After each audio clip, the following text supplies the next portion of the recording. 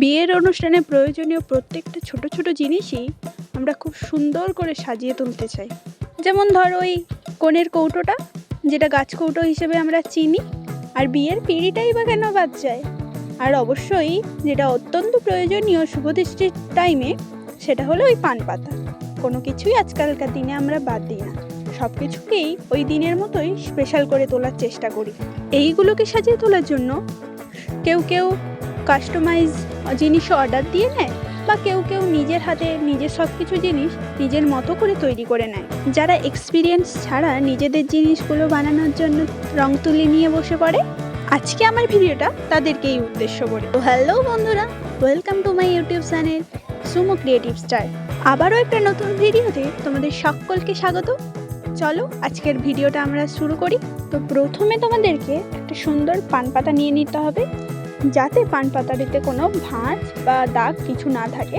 এরকম দেখে একটা পরিষ্কার পান পাতা তোমাদের নিয়ে নিতে হবে। এরপর চুজ করে নিতে হবে কোন কোন কালার তোমরা এই পান পাতার ডিজাইনে ইউজ করবে। আমি এখানে ফার্স্টেই চুজ করে নিয়েছিলাম হোয়াইট আর রেড কালারটাকে। এবার হলো ডিজাইন খোঁজার পালা। আমি এখানে প্রথমে একটা রেড কালার দিয়ে সার্কেল করে নিয়েছিলাম।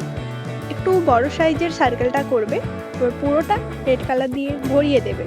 তারপর তোমরা একদম সরু একটা তুলি নিয়ে হোয়াইট কালার দিয়ে নকশাটা শুরু করবে। এরপর আমি এই রেড সার্কেলটাকে মিডিল ধরে একটা ফুল এঁকেছি। চলো তোমাদেরকে এবার একটা ট্রিক শেয়ার করি, কি করে তোমরা এই ফুলের পাপড়িগুলোকে একদম ঠিক মেজারমেন্টে বানিয়ে ফেলবে।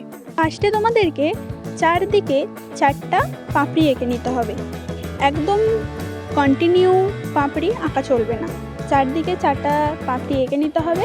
দেন মিডিলে যে স্পেসটা থাকবে এই অনুযায়ী একটা বা দুটো করে পাপড়ি প্রত্যেকটা স্পেসে অ্যাড করতে থাকবে। ভিডিওটি দেখলে তোমরা খুব সহজেই বুঝতে পারবে অ্যাকচুয়ালি আমি কি বলতে চাইছি। এইরকম ছোট ছোট ট্রিক্স জানতে হলে অবশ্যই আমাকে কমেন্টে জানিও তোমরা। দেখো তোমাদের সঙ্গে গল্প করতে করতে আমার কলকার ডিজাইনটাও কমপ্লিট। এবার চলো তোমাদেরকে ফাইনাল লুকটা দেখিয়ে আজকের ভিডিওটা এখানেই শেষ করি। দেখা হচ্ছে নেক্সট ভিডিওতে, ততক্ষণের জন্য টাটা।